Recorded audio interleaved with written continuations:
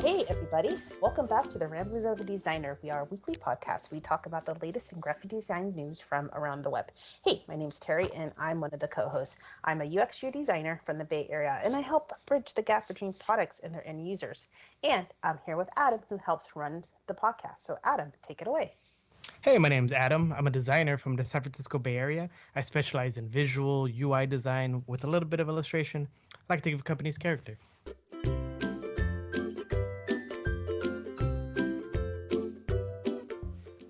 All right. And for the people that don't know, this is a very awesome podcast. Three reasons why. One, two, and three. I'm just going to skip to the number three and just go backwards and just go with one. We have Zosh here. And in one of our episodes in podcast 89, we featured his work of art. It's called UX Library. And if you haven't checked it out now, you guys are missing it. This is a really extensive UX library about beginning to the process to writing to design to job hunting to free resources to podcasts like our podcast. Shameless plug in there. But overall, so let me tell you a little bit more about Zosh. As I mentioned before, he's a founder of UX Library with a website that includes articles, books, courses, you name it, it is in there. And then also too, he just recently graduated, so congratulations, from the information program from the University of Washington. And then he has he's working as well. So I'm going to introduce Zosh, and he can tell you a little bit more about himself. So Zosh, welcome. Hi, Terry and Adam. Thank you so much for having me on the show today. And hi to everyone listening. I'm Joshua. I'm the founder of UX Library, as already mentioned. I recently graduated from the University of Washington, and I'm currently working at Crypto Briefing, which is a website where you can find premium cryptocurrency news, as well as research insights into which cryptocurrencies you should invest into and which cryptocurrencies you should not invest into. And outside of that, I also teach at UW for an organization called Dubstech, where I teach workshops on UX design as well as data visualization. Awesome. Awesome, that's great. So, anyways, Adam, do you have anything to add before I get into the questions? No, No. I am a follower of your uxlibrary.org, so just want to say that's great. It's great to have you here. All right. Okay. So anyway, we're going to be going through a series of like really important questions that basically a lot of either newbies or career changers or just seasoned designers that have questions. So anyways, so Zosh, so how did you get started in UX, number one? And number two, how do you start teaching it? So so what does that path look like? So I actually started off with like I grew up in a home where I had a computer from the age of 3. I was actually learning how to like use a computer right from I was the age of 3. So I was always interacting with computers, and I started to learn how to code by the time I was in the 7th grade. And when I was learning how to code from the 7th grade all the way to 12th grade, I was always like playing with HTML and CSS as well as JavaScript. And during that time, I discovered this website called codedrops.com, and codedrops.com was this website with these beautiful interfaces and interactions and these animations which were showing up. And I really fell in love with that. And I was like, I want to make stuff like this. And that's why I actually applied to computer science programs, especially the one at the University of Washington, because it was a highly ranked program. And I came to UW with this whole idea that I need to learn computer science to do design, to do web design. But within my first 2 weeks, I shared my passion with my friend Kush Gupta, and he told me there's actually a 400 level class which is related to something which I think you'll be interested in. And he said that you should check it out. The class was called Mobile App Design, actually. It was a 400 level class. I was a freshman my first quarter, but I still took it. And actually, that's where I got introduced to the whole term UX, because right until then, I was using the word GUI always to say I want to build cool GUIs. But once I did mobile app design class, I learned there's a word called UX, and I learned what the UX process is. And I think that class defined my career so far, because without taking that class. It was taught by Brian Fling, who was actually a very well respected UX designer in Seattle as well as in the world. Um, Taking that class with him taught me a lot more about the process, because it wasn't just UI design. There was, you got to do your research, you got to understand the constraints of your project, your timeline, as well as the medium you're designing for, as well as of your team in general. And I think like understanding that there's a process behind building an interface and also like testing on that interface was something I never thought about until I took that class. So after that, I fell in love with UX and I started to take as many classes as possible. And by the time I'd finished my first 2 years in college, I'd actually completed our human interaction specialization, which is basically UX design. And after that, I then slowly began to get in this field of teaching, where because the school recognized that I'd actually been teaching UX as well for a small club, they're like, we notice students who come to your club usually tend to have better projects and they're winning the final project awards. So why don't you come and be a teaching assistant for us? And that's how I ended up actually becoming the head teaching assistant. And I've given many lectures now on UX where I've taught tools such as Figma, Adobe XD, and even data visualization tools such as Power BI. And outside of that, I also got the opportunity, which I think was really critical to me becoming better in just learning UX, and is, I would say, the starting point of the UX library was that when I just started to teach in 2017, Adobe had planned to open up a university called the Adobe University in India. And I Mm-hmm. just made a comment on a Facebook post saying I would be interested in just helping out if it, in any way possible. And they got back in touch with me and they're like, you know what, we want you to go ahead and be the one of the leaders for this project. So I went to India and I worked with them for 3 months actually in setting up their first, I would say, the test project, the pilot program, which was the Adobe Dice Academy. And out there, I was actually teaching courses again on UX design. And because I was teaching courses out there on UX design using the Adobe tools, that was the point where I actually began to learn a lot more about like how people learn UX and also about like how I should be teaching UX, because originally I just learned UX on my own, but then trying to understand what resources need to be provided, what other struggles people face, really helped me learn also in the areas I was lacking in, because I never would think about the things I did not know. I only knew what I did know, but I think it was very important for me to realize things that I did not know. So knowing what you don't know is very important, and that was, I would say, my starting experience of learning what I did not know. That's really awesome. I just want to go back a little bit of when you said that you post something in Facebook, Yeah. right? So was that on the Adobe like Facebook? So it was actually a post by Dr. Indu Shahani.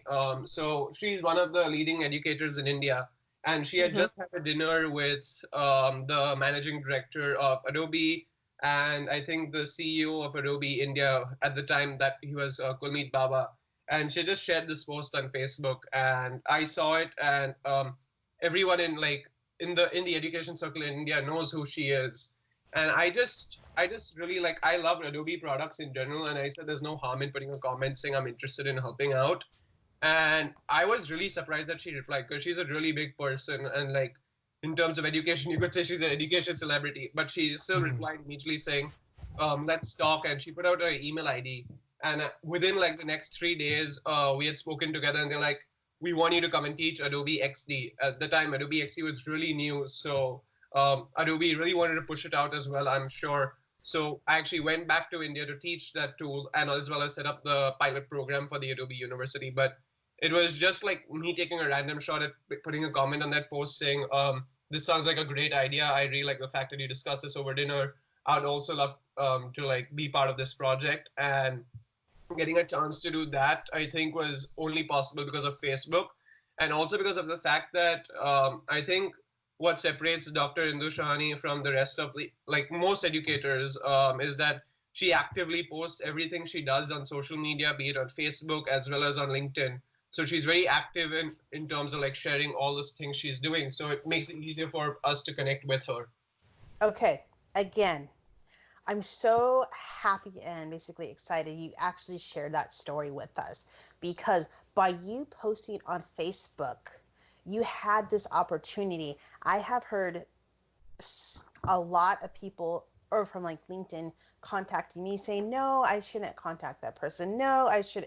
You should. And this is such a good prime example of it. Sorry, I just wanted just to highlight that because that is so important. Adam, do you have thoughts on that? Yeah, well, even I think Steve Jobs has a great story about, I don't remember who exactly he talked to. I think it was um, it escapes me. It's like Logitech or something at the time where that's how he got one of his first jobs was that he just kind of called up the CEO at the time and he was like, hey, what the he started a conversation with them and then the guy was like, well, if you want just come on over and I'll give you a job for the summer. And it's shooting your shot, right? Like you'll never you don't have the opportunity now, but if you just go and try and ask for it, I mean you up your chances by 100% if you had if you actually go and try for it as opposed to not. Yeah. Okay, 50%. 50%. Okay.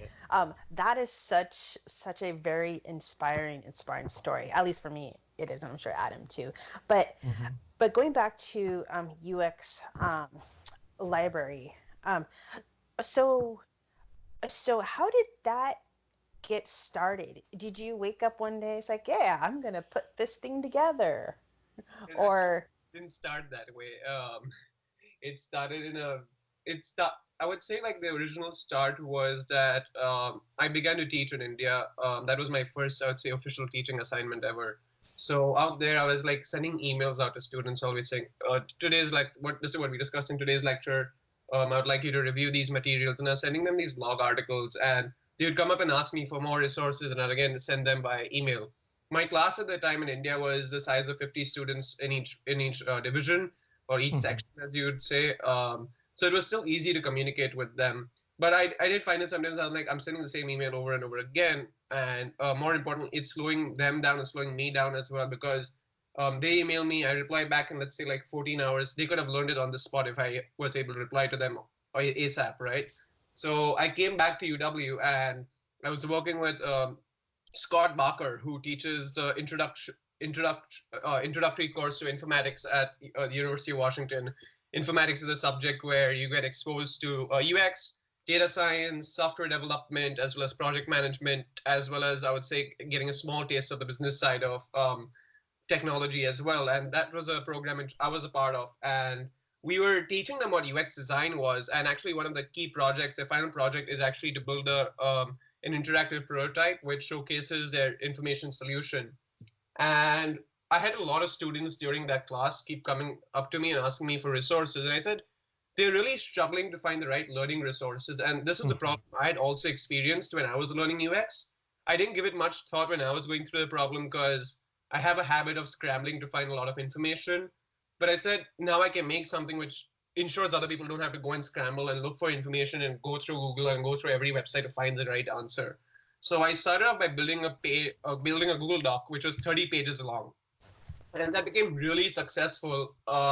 So far, it's still popular today because the Google Doc it was 32 pages long with links to courses, links to articles, as well as links to tools which you could use and the courses you should take to learn those tools.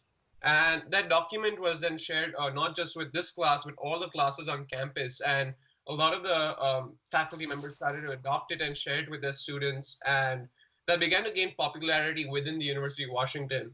But what I also tried to do was I began to share it on social media on the design groups such as HH Design, the Designers League, as well as the Designers Guild, and sharing the Hmm. document out there. It got a lot of love, and there was a lot of traction. And a lot of people were looking at the document, and Google Docs allows me to see how many people have requested access to the document, and I saw that it had a lot of popularity.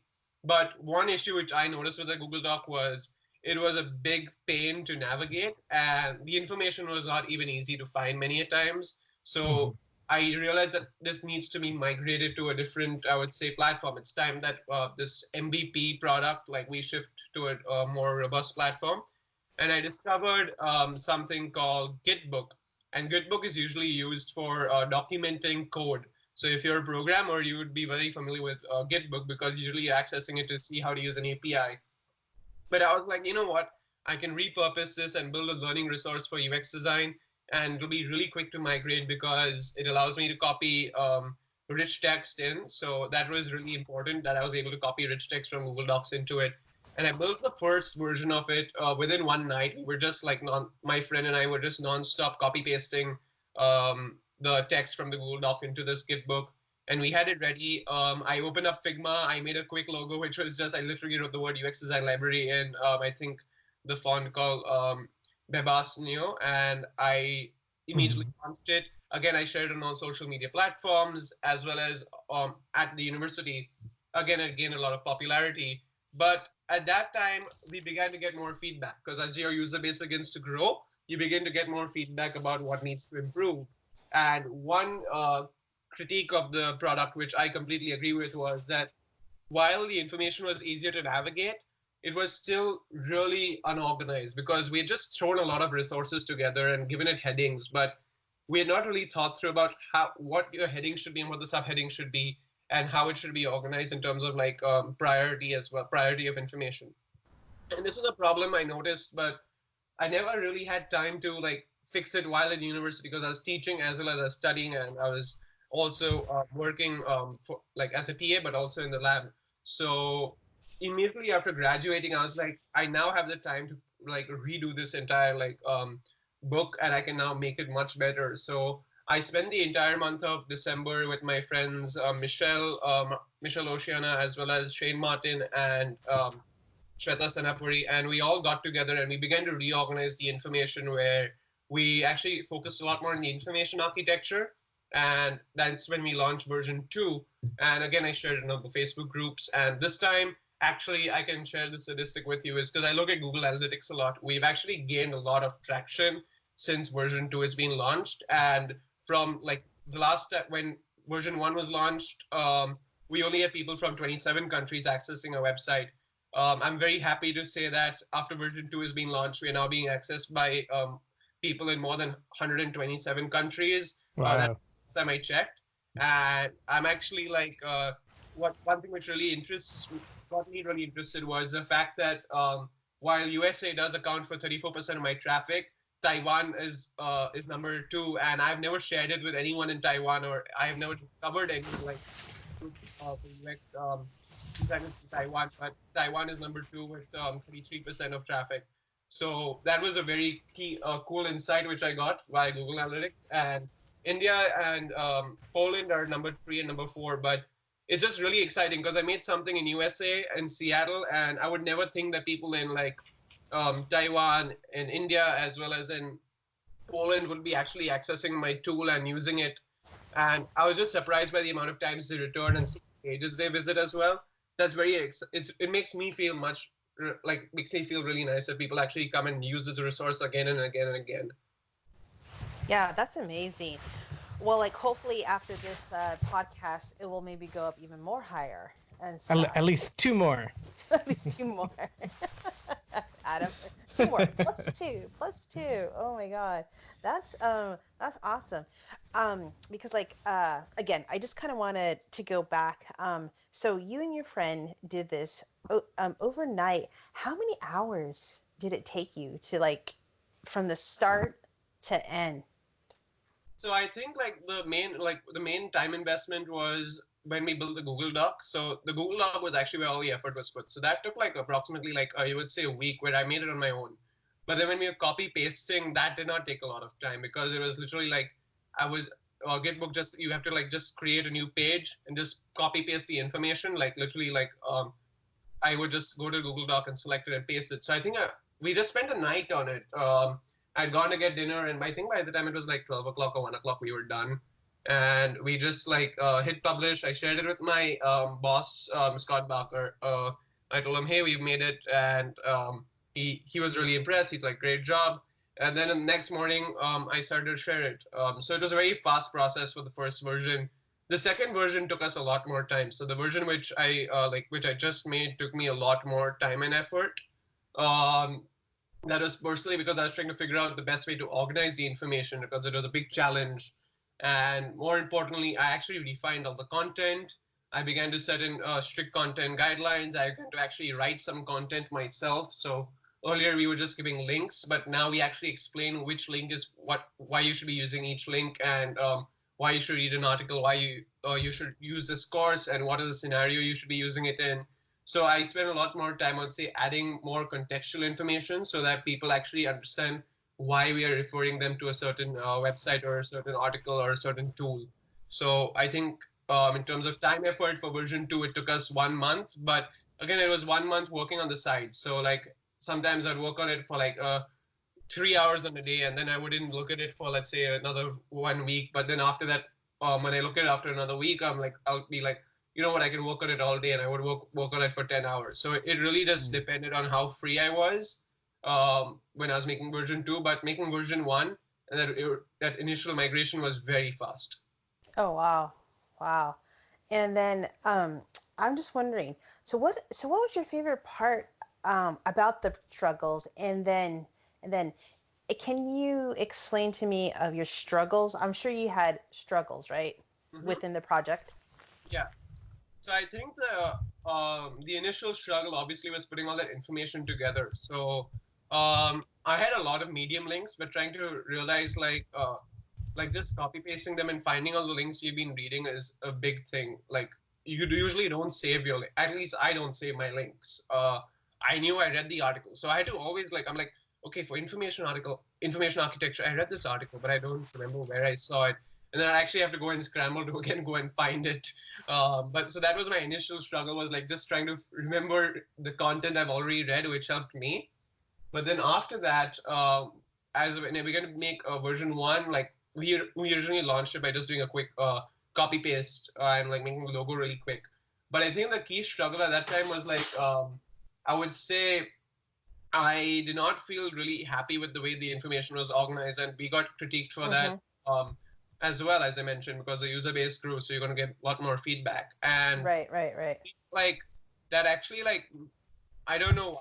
I think I should have done the redesign faster. I should have like taken some time off from the school at like just I don't know 1 weekend, because I think the key struggle for me was actually learning how to organize the information and trying to realize that organizing the information was one of the most important aspects of the project, was um, something I did not pay too much attention to until like when I started to make version 2. So when I was making version 2, like doing making the information architecture at that time was really difficult again, because we have so much content that it's not easy to organize, because we have content for UX research, information architecture, content strategy, just the overall UX design process, UI design, UX writing. Like right now, I'm just saying these words and it already sounds like so much. Mm-hmm. Right. Like For sure. when there's so much information, like we drew up so many different schemas, and each one began to become really complicated. I'm like, I'm going through the same process again. It's gonna again get us into the same problems. But after like speaking to people and less really like I began to use Google Analytics to see how people are exploring the website. So we started to analyze the behaviors of what people look at and how they're searching for information. And what we began to realize is that people search for information based on their role which they're completing. So what we began to do is we realized that we need to just keep like 5 categories, and under those categories we can add in as many types of resources as we want. So our main titles were like we have a category which is UX research, another category UI design, another category called information architecture, another one called UX writing. And under those, we have our resources organized, but uh, Mm-hmm. Mm-hmm. way to simplify the navigation experience, because originally it was the complete opposite. So we had only 3 sections. We had tools, which was a really long page, another long page for resources in general, so just free resources, and the third one was articles. And these were just really long pages to navigate. No one was going to navigate them, and Mm-hmm. because it's just so long to read and you're not going to find the information you want. So I think the fact that we were able to like understand that we need to just keep the navigation really simple and allow people to search for information based on the task they are doing at the moment was really important for us discovering Yeah. that. Yeah. Yeah. I mean, it definitely seems so. So, like, out of the project, so when you started and when you ended, So, what was your favorite part, or did you have a favorite part? I So guess I should ask. I think my favorite part of the project has definitely been me being able, because like while I'm making resources for other people and like adding resources for other people, I'm also reading those resources. So I'm getting to learn a lot more information, discover a lot more, I would say, resources available out there. Like I never knew about checklist.design, and I don't think I ever would unless I began to actually actively search in Google for good UI patterns good UI pattern libraries. I wouldn't know about mobin.design if I did not again do the same process, and I wouldn't have even read a lot of articles which I have so far if I wasn't like collecting this information and putting it together for everyone to use. So that opportunity to organize so much information together was my favorite part because I gained so much knowledge, and then I actually used it in my projects actively. And apart from that, I would say like my favorite part overall would be the fact that I just like it, like the fact that so many people are using it and it's helping them in their career. It makes me feel nice whenever I get a message from anyone, or I see comments or like or reshares or shout outs for the product. Like when you all gave a shout out for it, I felt really nice. So I think that's my other favorite part. Yeah, Mm. yeah, yeah, because you're actually giving so much back to our um, industry, and it's just a lot of people don't really do that now. Mm-hmm. So it's really good to see. It really Yeah. is. And as far as feedback, how were you able to get the feedback for what changes you needed? Were you actively going out asking for feedback, or was this like people automatically giving you feedback? You're like, oh, okay, well, unwarranted feedback, or how are you getting it? So it's actually a combination of all three. So I actually had a Okay. feedback form like on version one as well, where I quickly just put together a Google form so people could put feedback. I think I got like 10 responses, but getting 10 responses itself is good enough for you to find like areas to improve. Hmm. But I also knew I had people who were using it actively, so I reach out to them and be like, "Hey, I'm looking forward to like revamping it. What do you think of this idea?" And one of them was, I'm not gonna take their names, but like one of them was my classmates, and I would ask them for like their feedback because I knew she was actively using it, and she would tell me, "Yes, this works." And sometimes she'd tell me, "Hey, you're missing this resource. I need this resource right now. Why isn't it there?" Uh, That's That's good. awesome. It's like a client. It's like you have 10,000 clients all over the world, and they're coming to you, fix this, or like, I need this. So that was one of them, and I also shared it with another UX designer. I've actually thanked her, I think, on the UX library page as well on our About Us page. Her name is Rishti Bhaumik. She's actually a designer in Palo Alto. I think she works for a cybersecurity company. The last time I checked, but I had shared like UX library with her, and she's like, "I'm going to be very honest with you." And like, obviously, the information architecture was her first like critical answer, but she also like gave me a solution as to like how to simplify it down because she actually was, I would say, she gave us a good understanding of how we should organize the information. So I would say she did 50% of our work for us by giving us that answer. So that was really nice. And I'd also shared with my mentors. So one of my mentors was Scott Barker. So Scott would give me feedback, and even today we discussed UX library, but he would give me feedback about things we should improve. And because we were sharing it with a class of like, I would say approximately like 200 students per quarter, you tend to have a few students who are going to be like, I do not find this extremely useful, or where does this exist? Because I tell them Hmm. that this is there on UX library, and they'd be like, where is it? And when they say that question, where is it? That means you made a mistake because they can't find the information. So having a large user base really helped because you know what's working, what's not, and how many people are accessing it as well. Because Google Analytics was the key. I would say my key critique is seeing how much time people spend on the website, how many are returning, and also like noticing if they like visit my website only for a month or for like 3 months or longer. So that was like really helpful information. I can be honest with you that when version one was launched, it wasn't doing that well in terms of session times because we would only have, I would say, 30% of returning visitors versus like what we have today, which is like more than 60% of people keep like we have 60% returning visitors. So that's a key statistic which I kept thinking about is like why aren't people returning?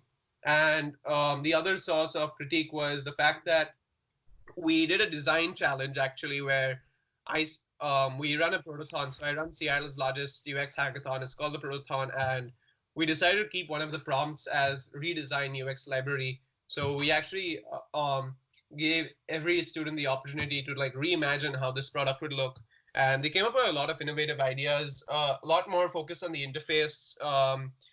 And they also focus a bit on the information architecture. So like getting an opportunity to like see the work they did was like really nice. And I think that also contributed to me learning what was good and what was bad, because they like, since it was a design challenge, they had like full rights to go ahead and critique UX design library to the core and find everything wrong with it. Oh, My that's way of great. extracting insights is by asking people to redesign it and like tell me what sucks about it. That's great. That's great. Yeah. So going on to UX Library. So what is the next biggest step for UX libraries? So I think the next biggest step would be definitely migrating to a platform where I can modify the interface. Because right now I'm using Gitbook, and Gitbook doesn't let me modify the interface at all. It's like Mm. I can only modify the content. So it's a content management system which has one template, and you got to use that one template. You cannot change anything. So definitely I've already started to work on migrating to Webflow, which is design CMS tool. So I really like Webflow because of the fact that you can modify the way things look. So I think it's going to make it more easy. I would say for people to discover information and look even more organized than it already does. So that Awesome. is definitely step one of like what is next for UX library. But it's also a lot more marketing, because right now, after I launched it on Facebook and like announced it on Facebook, I also did create a Facebook page. And I think like what we're going to start doing is we're going to start creating content for that Facebook page where we'll start to give like small nuggets of information about UX library every day Mm-hmm. as a post, which people can discover. And then after that, like if they want to read more, we'll just give links and be like, learn more about UI design by going here. So it's going to be a lot of marketing as well, where we actually have a actually long list of how we're going to market the tool and just ensure it reaches the right people who may need this resource. So that is the main reason why we even have like made a marketing like plan in general. But that's what's next for UX library. But one thing I didn't mention was that I actually have built other libraries as well. So I've built data science library, which is a library to learn data science. And I was learning data science in college, and that's what made me. I was like, I made a UX library. I can make another one for data science. Again, it was really long, and we migrated to Gitbook actually. But it's not as robust. It's nowhere close to UX design library in terms of just the overall organization or in terms of the information. So I would say like that's also one of my goals is to put it together, like revamp it and relaunch it. So like overall, I'm looking forward to the day where I can say that I have a library for almost each track of tech. Um, so I have one for UX, I have another one for data science, I have another one for let's say web development or software development in general, and that's like the space which I'm looking forward to seeing. Like one day I could be like I own libraries.org, for example. I'm not Oh, like awesome. I'm sure that domain doesn't exist or it's available, but that's kind of like what my goal is. And in fact, right now, since the coronavirus outbreak has happened, I've actually been reached out to by the University of Washington to build a library for them for just explaining how to do online teaching. So putting together an online teaching library as to how they should use Zoom and how they should use normal screen recorders as well as Camtasia as well as Panopto. These are all like online teaching tools and editing tools. So I actually Mhm. already started to make that because it's an urgent necessity, especially in the state of Washington, because all the schools in Seattle as well as in our neighboring cities are shutting down. So I'm Mhm. to online. And Wow. so noticed that as a teacher, because I teach a few children how to code, I have to teach them online as well. So that's kind of helping me with just overall, I would say, understanding how to make my next library. Yeah. And you kind of stole my question because that was the next question I was going to ask you. That's great Well, though. I got one then. Oh, good. Awesome. So I would say since often when we work on a project, for a company, right? We only touch like maybe a small part of it. So and we're collaborating with a bunch of different people. So overall, we maybe touch about 5% of the overall product. But in this case, you're pretty much doing 100% of it. Is it more pressure, or would you say it's a lot better because you have more control, or is it, or since you're the one that's having to do all these decisions, is it like harder for you to handle it all? So my honest answer is that I've always been the one with all the 100% pressure always because of all the work I've done. Starting from teaching when I was making this resource, but even when I've worked, like right now where I'm working Crypto Briefing, I'm the first designer on the team. Like I'm a design intern, but I'm the first designer. So I'm making all the shots. So many times I'm scared also. I'm like, is this right? Is this not right? And sometimes I wish I had someone else like working with me because I wish I had a design mentor, like someone who is more senior to me to get their advice. I think that's really important. And um, I would hope that one day I would get an opportunity to do that. But I've always been open to collaborating on UX Design Library with senior professionals.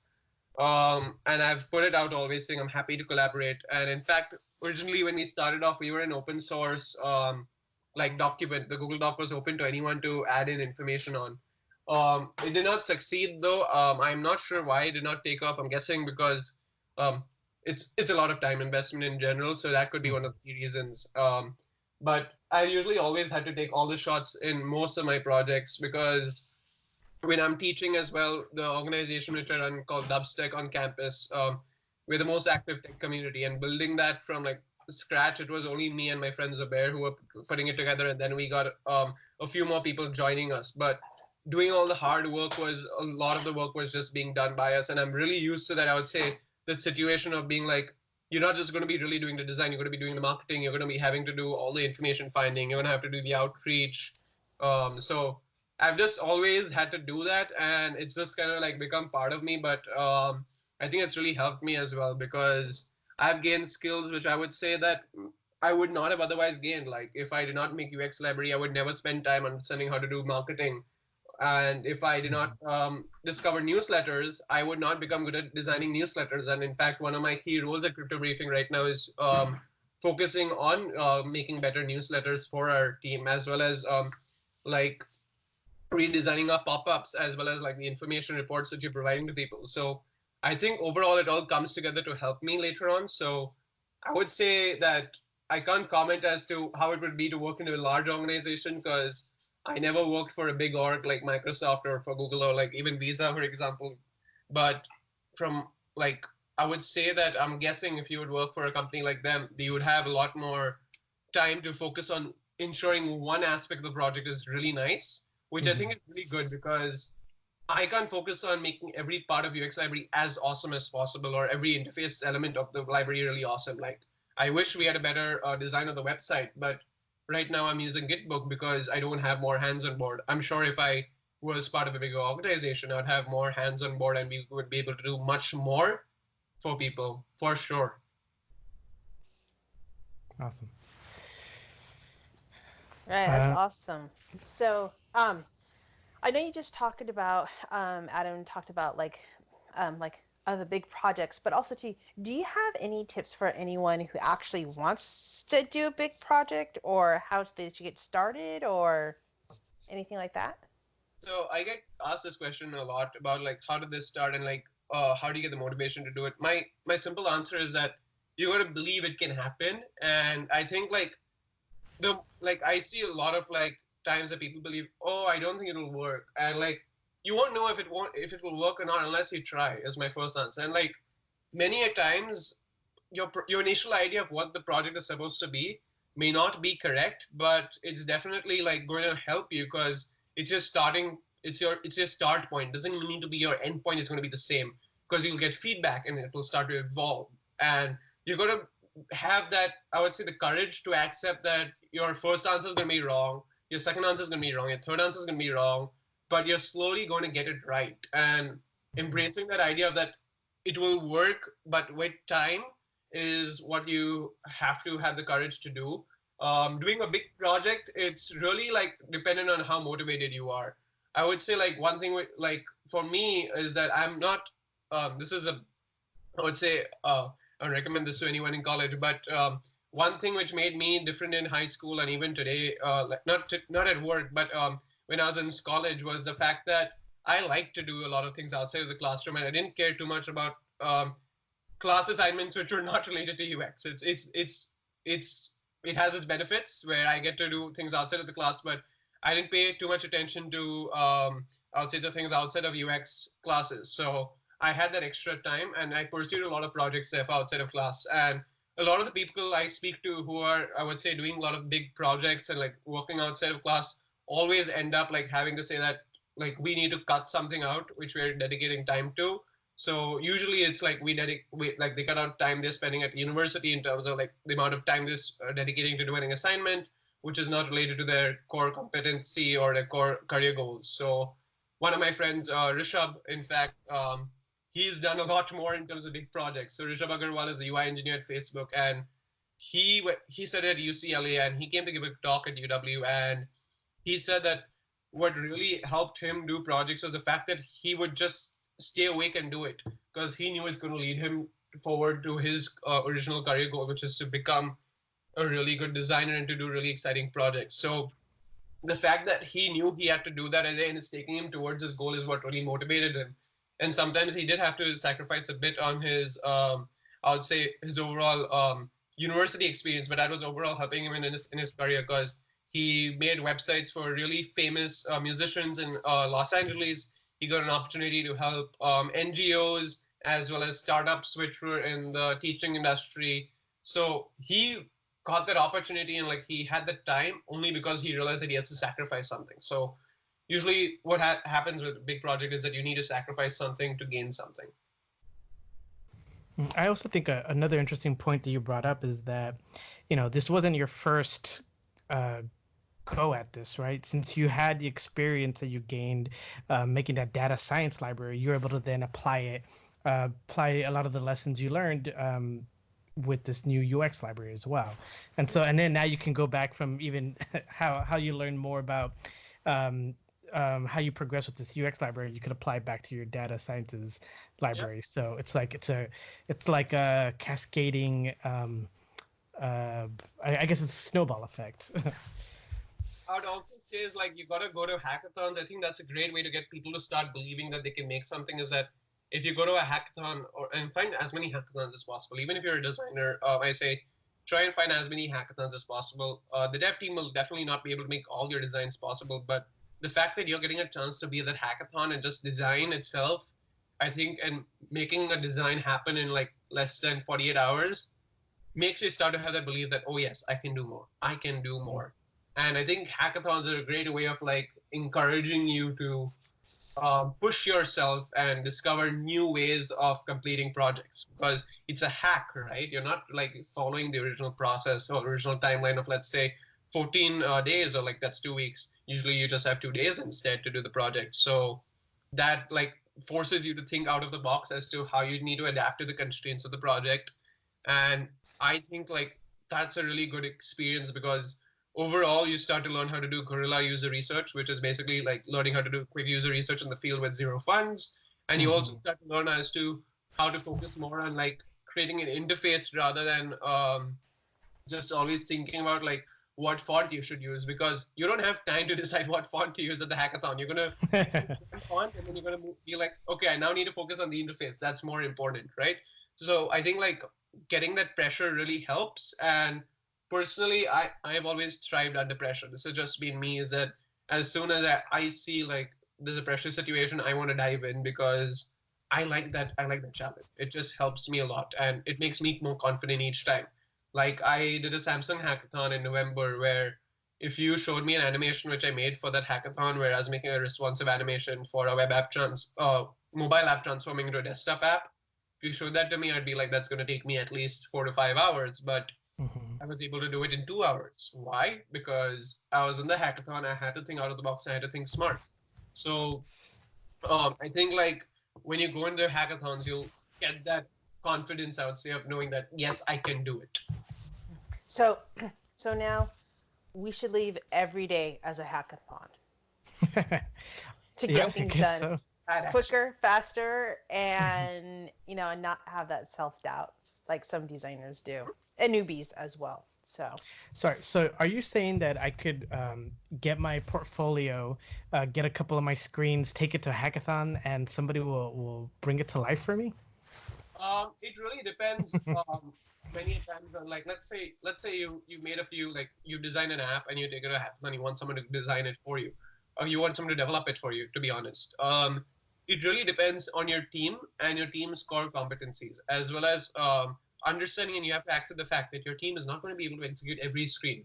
It's going to be nice if they can execute the interface. Okay, so your button may not look exactly the same as how it looks in your sketch file, but that's okay.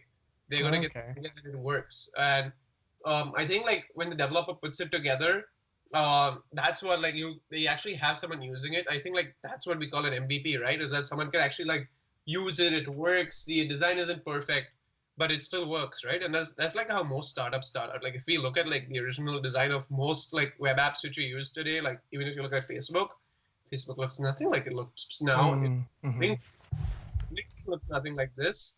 Have you taken a look at Amazon? The Amazon looks so much more different versus how Amazon looked in the past. And I think like usually when you're putting things together and you're just trying to get the functions to work and you're putting the quick interface elements is like you're like page one's gonna have a button which says this which says next, and page two will have like three cards.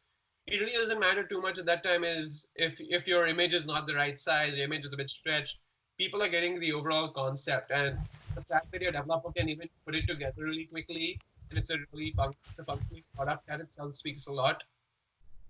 Because then later on you can always like invest more time into like I would say refining the design. But developers usually I've seen are more comfortable focusing on the functions and being able to put the interface elements really quickly. And I notice they get frustrated when you tell them that, hey, my font size is not correct, or my font the background's not the same green as I use, and they're like, it's green, it doesn't really matter right now. And they have a point. It doesn't really matter right now if it's just your first prototype, it's your first MVP project. It doesn't Mm-hmm. this product will evolve with time, and you got to accept that design is an iterative process. If I show you any design I started off with for any of my projects, they look very different from what they look at the end. And I noticed a lot of people think might look nice, and they get really invested into making that first design look really good. Here's my answer for you: do not focus on making that first design look really good. Instead, try and make as many, I would say, duplicates of your design and edit those duplicates, and slowly small improvements, because making incremental improvements is a much better strategy in design versus making, I would say, large improvements. For example, at Crypto Briefing at the moment, we're a news website, and one of my responsibilities was to redesign the entire website as to how people read an article, as well as how do people read the homepage and like how the homepage will look in general. And I actually started off with the same problem, which I'm like giving advice for, is that I started by trying to make the first screen look really nice, but I would say like because I initially struggled with the whole idea of like what I should do next, and I was like, I need to do more work, and that's where I started to like actually make incremental changes, and making incremental changes actually helped me finish up the redesign in a really short period of time. But right until I was stuck on like modifying that same one screen, I wasn't progressing. It was only once I started to make incremental changes and making duplicates and starting small adjustments is that my actual final design began to like come together. We're just going to shift gears just a little bit. So, Zosh, so where do you see or what do you think the next big thing is going to be in UX or in UI? I would say I'm really like I'm seeing a lot of like design and code coming together as a platform. Like Webflow is one of the leaders in that right now, where you can design and it's completely converted into code. So Mm-hmm. that merge of like design and code coming together is becoming more and more apparent every day with all the tools coming out. So that's definitely going to be reducing dev time a lot. And I would say like if you take a look at Webflow, I'm able to build a website or blog website or a news website much faster than I would if I designed something in like Adobe XD or Sketch and then gave it to someone else and I said, can you now develop this? And they have to set up the database, they have to connect everything, they need to set up the API, they need to do all testing. None of that needs to be done anymore. You need one designer. Your monetary investment is going to be much lesser. Time investment is going to be much lesser. And that means you can invest more time into making your website really good as well as content really good. Hmm. And you're seeing this even with tools today. Like you're getting a handoff today from tools such as Figma, where you actually get the dev handoff. And There are tools such as Lottie, where you make an animation in After Effects, but you can export it as code for a developer to use. And there's this whole, like, I would say, merge which is happening, as you can see, is that people want to make it easier for a design to convert into code. And I think that's going to be a real focus for the year 2020 and even 2021, to be honest, because we have Webflow. It exists for websites, but it's coming together already, I would say, for apps, because I think Apple has made a strong move in with Swift UI, where you're able to code out your designs much faster than you originally could. So a lot of people are actually learning how to like now use Swift UI because it's really easy to use. So that's definitely going to become like, you're going to see that transition happening where it's going to become really easy for designers to code, and there's not going to be that like general like fear of being like, oh, I don't know how much time it's going to take me. Is that going to be really painful? I don't know how to code. You're going to lose that, I would say, that divide. And it's going to come together slowly, especially for small projects and small websites. That's going to be the future, and that's going to enable a lot more, I would say, freelancers, and it's going to empower, I would say, remote workers, like someone like who works from home, and they're working on, I would say, one feature of a project, and they need to build something, let's say a marketing website. They can build it up really quickly now. They don't need to go and collaborate with the developer actually in the office. They can just do it all together on their own from their home. Wow. And and do you think a lot of startups will be using this as well? Definitely, I would say it just I don't have too much insights into every startup, but I would say it would be smart for startups to follow this strategy. For To be honest, like if you think about it, if startups are like really focusing on like marketing websites, for example, like building marketing websites for people, then using Webflow would be a great like strategy for them to use because they can make amazing design. The SEO is really good. All your like engineering stuff is already handled, and it's really faster than to ship out a product. So I would say a startup which is focusing on like a design agency, it's going to be really helpful for design agencies for sure, as well as for like small organizations just helping small businesses. Like my friend is developing a non-profit website for a small organization in Seattle where they provide resources with relation to like religious areas they can go and visit.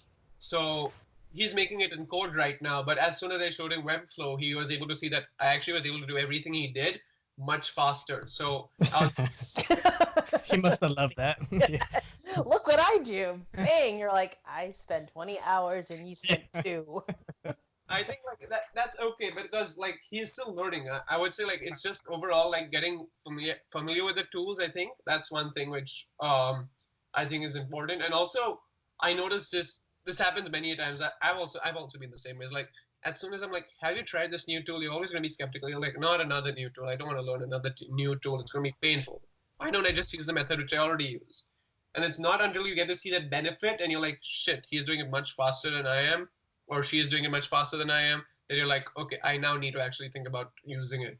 So that happens whenever any new tool comes to the market, right? Not everyone started to use Figma as soon as Figma was launched. Everyone is still on Sketch, like, I don't know. And then even Adobe XD came, and everyone was like, I'm still not sure. Everyone's skeptical until they actually see the benefits of the other tools. So I think it's like showing people that, hey, this can help you in this situation and maybe better than your current strategy.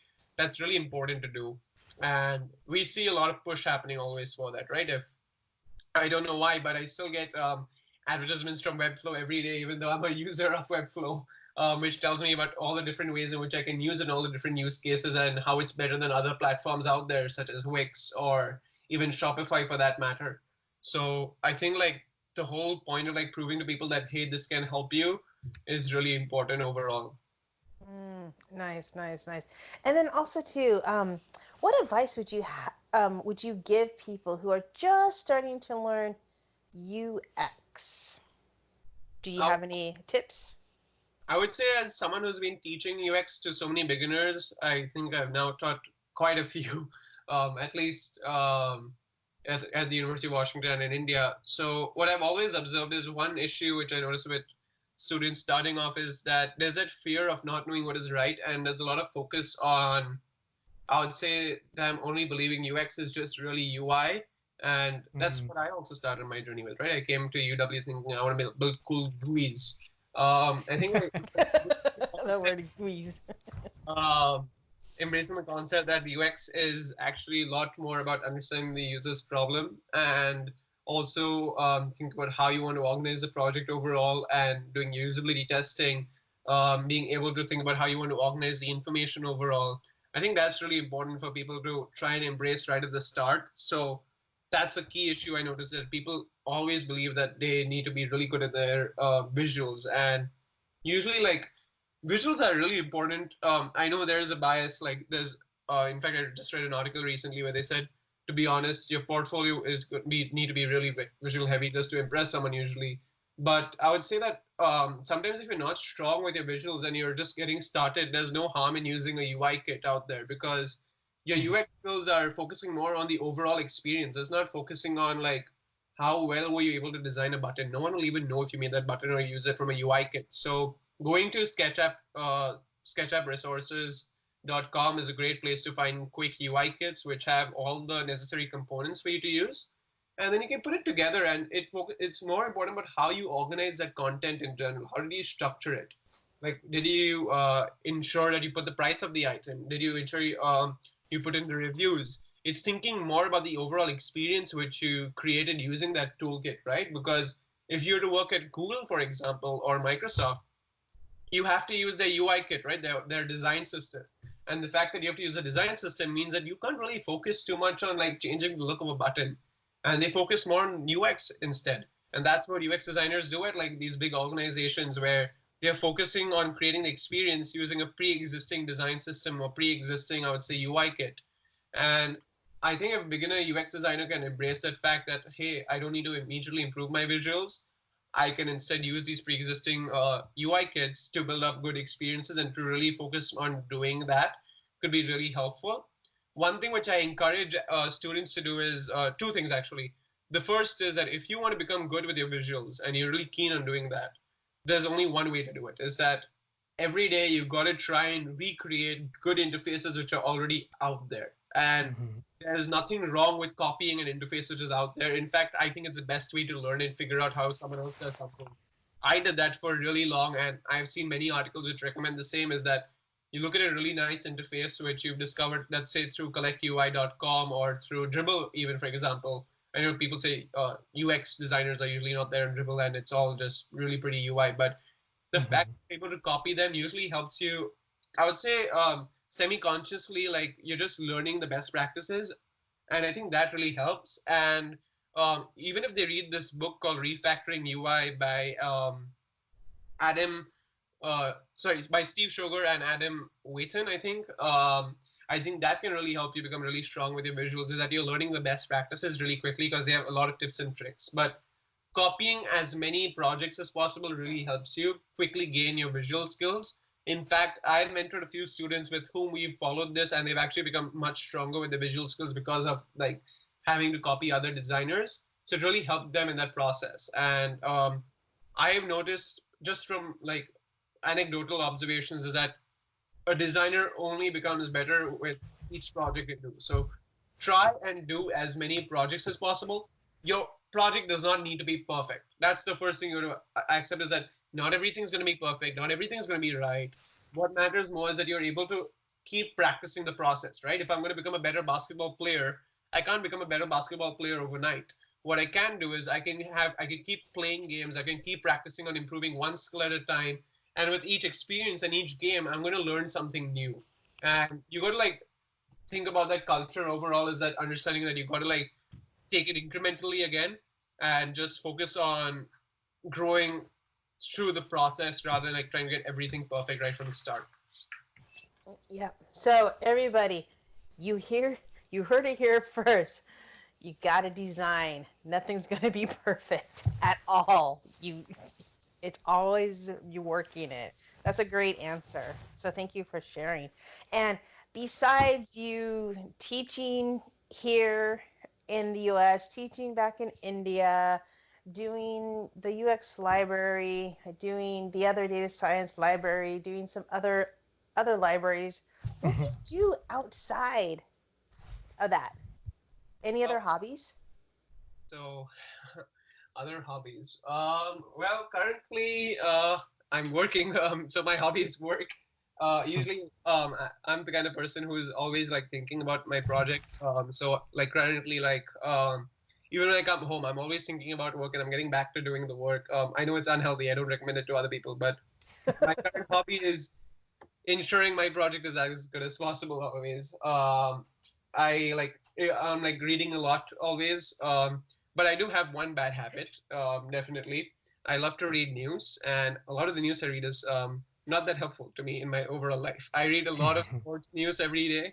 So the first thing I do in the morning is I don't actually open up my messages first. I usually open up to see the scores and to see any sports news. So I would say that is my guilty pleasure, is reading a lot of sports news. And then overall, like I would say sometimes I like, this doesn't happen too often, but like sometimes there'll be a week where I'm playing FIFA, which is a video game. So I play FIFA sometimes like for really long. But that does, like, you do it for like I'd say 3 to 4 days, and then you're kind of like satisfied, and then you again take a break from it. But I would say like that's my only side hobby, is like sometimes playing a video game on the side, or like also like reading sports news every morning. Um, I want to do more for sure, but like currently I would say that I haven't really like explored too much outside of this. I would say like anything with respect to hobbies, the way I've usually like end up like with my hobbies is always related to a computer, unfortunately, because I'm just with my computer always. So whatever I discover, it's via my computer, and then again stuck to it.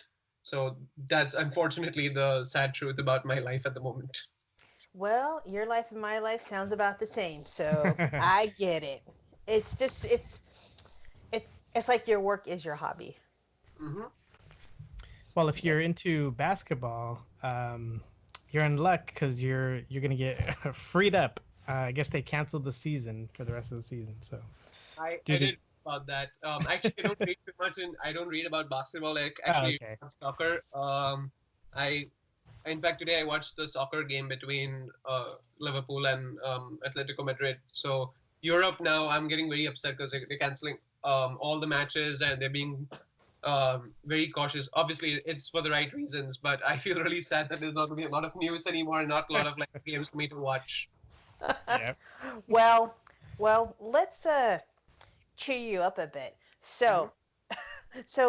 So if you can give us maybe one or two of your design mentors, or maybe idols that maybe that you haven't shared so far. Um, so for me, my design mentors, I'll start off by naming my first mentor ever, and like the person who even got me interested in design, like saying, you can do design as a career, and like it's a lot of there's a lot of joy to it, and I really liked her work.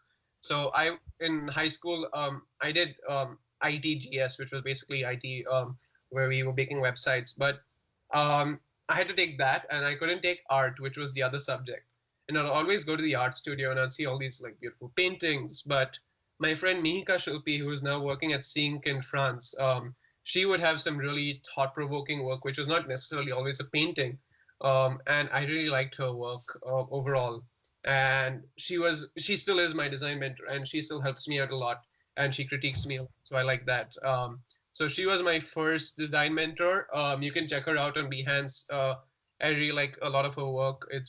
I think it's really smart. So she was my first design mentor and still is. But outside of that, I would say like there are a lot of designers I look up to who are just my classmates. So one of them was Justin McKissick. I am always so amazed by the illustrations he makes, and just his overall like branding skills. And I think he's very aware about this, but I think I must be his top visitor on his portfolio, because whenever branding project or making any illustrations, I'm always going and visiting his work to try and see. I'm like, is there something I can get inspiration from out here? So he is a designer I really look up to. And my other design mentor is Cheng Su Chen. She now works for Facebook. But she originally, like, I had just signed up for a mentorship program at UW, and I got connected to her, and I'd taken the actually my first class with her, but I had not interacted with her during that time. So the mobile app design class, we had taken it together, but I never got a chance to interact with her right until that mentorship. And she actually helped me with my first few projects. So she was giving me feedback on how I can improve as a designer. Oh, And that's great. I really like her work. She's very clean and methodical. I don't think she overthinks stuff, which is a really key skill for any designers to not overthink your work and to understand both your user and your business, which is, I think, a core competency of hers is that she's able to understand both the user needs as well as the business needs, and she's able to balance it out really well and not overcomplicate things. And that's very tough for a young designer to do, I think, because I have gone through that issue multiple times. I've seen my friends go through it as well, but she's able to like clearly think about what the end goal is, and she's been my design mentor. And designers I really look up to. I personally like really like the work of design agencies many a times. Mm-hmm. So a few of my favorite design agencies are, for example, Hello Monday. So they're a design agency in New York, and I discovered them when I was in 11th grade. And I really liked the work they did, and especially the website. It was so nice. And even today, it's nice. They've given a complete refresh, but it still brings joy. And I think like they focus on giving you non-traditional experiences, and that's really exciting because most design work gets pretty repetitive in terms of the UI usually, which you see. And I think the fact that they invest time into making the experience a bit more joyful and have a bit more, I would say, fun to it is really nice. And there's Work and Co as well. One of my favorite projects of Work and Co is the Virgin Atlantic USA app and website which they made, where they added a lot more fun to booking a flight in America versus your traditional Expedia website or any flight website. They completely revamped the interface, and that was really nice. And it's projects like those where they add joy to the experience, which really makes me feel nice. And just another shout out is to Conrad. Conrad is a digital design agency in Canada and New York where they did a project for McDonald's where they designed the McDonald's app, and the McDonald's app was designed for Canada was really well made, where they added this like fun element of like finding a fry thief, like find someone who's eating your fries, and photo of them, and also providing you with nutrition information as well as like the way they wrote the notifications is really nice. So I thought the way they did the work was really good, and that's like kind of like the people I look up to. Usually, I'm always checking out as many design agencies as possible, and that's how I would say I get my mentorship at the moment. Oh, that's awesome. Would it be possible? I know you mentioned all these people, and agencies. Maybe we can put all that information actually within other show notes too. No, we can. So, yeah, so people can check them out because I'm like, man, you're naming all this stuff. Like, man, I want to see his illustrations too. That's awesome. Yeah.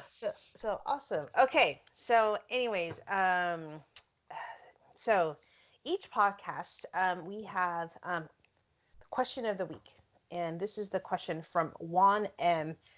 Hey guys, not sure if I can ask this, but since we are all in this together, is there a process of actually updating my LinkedIn profile to stand out as a designer? So, Adam, do you have thoughts on that? Yeah, I know when I was applying for jobs, when I would use the paid version, the premium version of LinkedIn, um, as I was applying to jobs, they would have these different tags, and that's kind of and those are the tags you use when you're writing down your skills. And sometimes I noticed that they would tell you how you fit. They would give you some data of like, hey, by the way, a lot of people that are applying for this job have these tags that you're not including in your profile and your skills. And some of them are like, oh yeah, I know how to do that, or yeah, I know how to. I was like, oh, I didn't realize that I had to put those in. And I know that you don't have to. I wouldn't, if you don't want to pay for LinkedIn Premium, they offer like I think a 7-day free trial.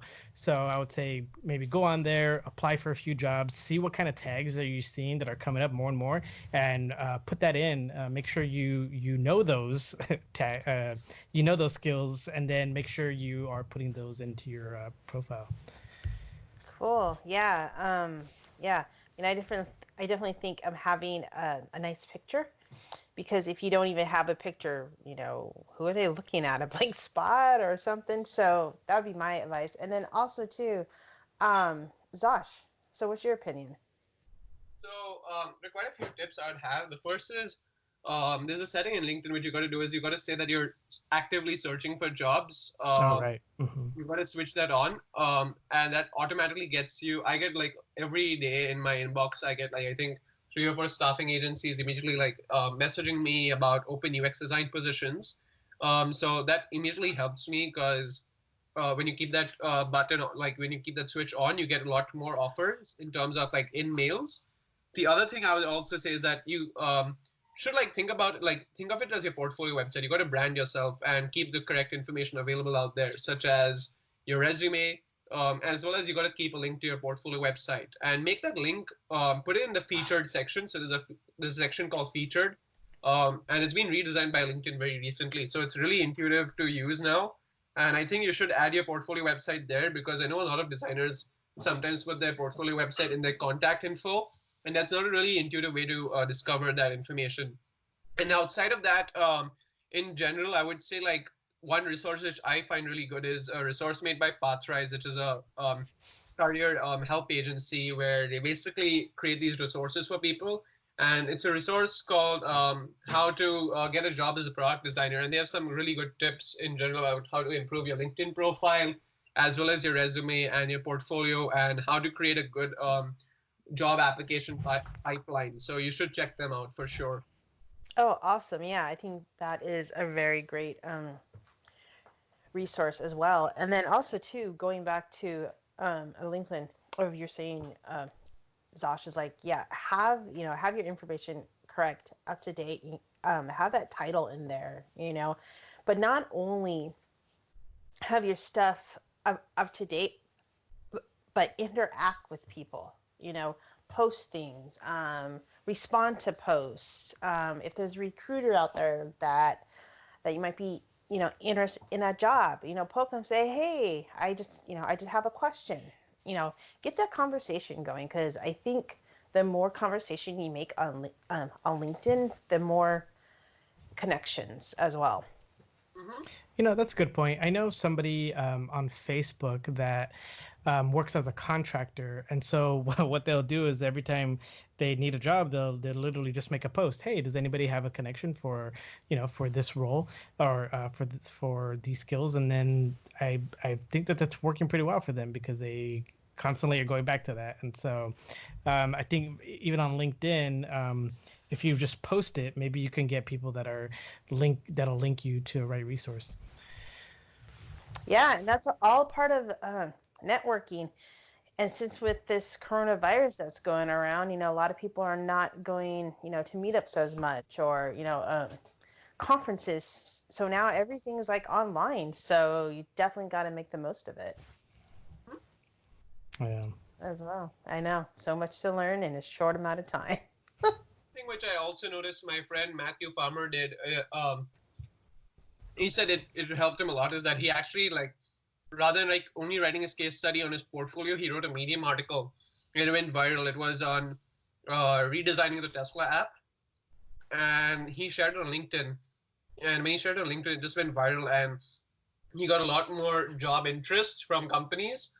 So I think like that could be one way is to like add in content on Medium as well, where you're writing up your projects again. It's just like copy pasting from your portfolio onto Medium, but it's more accessible for people to discover because usually it gets immediately picked up by a blog publication like let's say UX Design PC or UX Planet, and then you immediately like get more traction. So that's one other Hmm. you could use.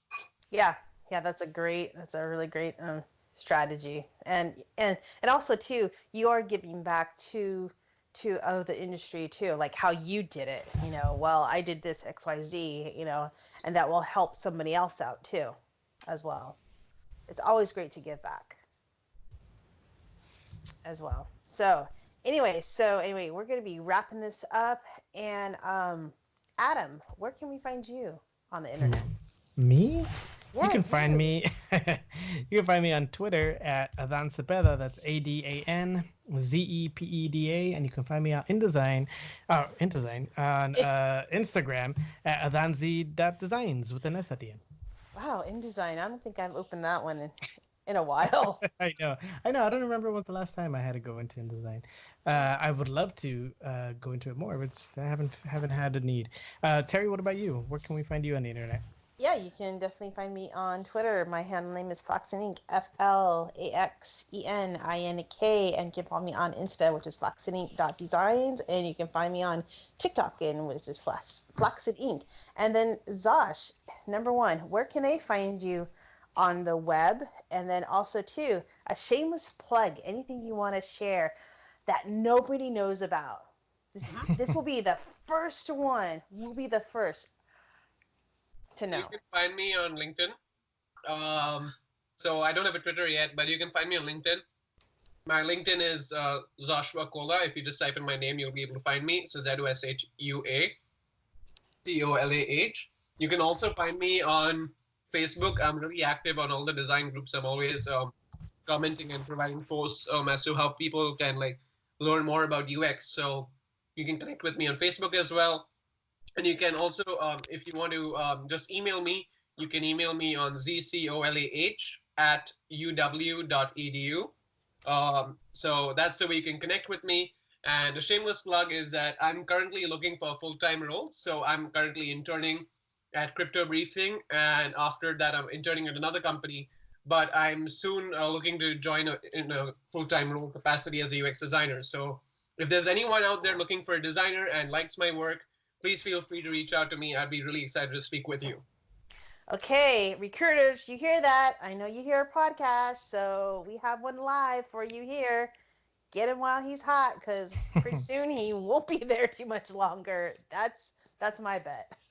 So, anyways, Saj, thank you so much for your time and being here with us and answering all of our questions.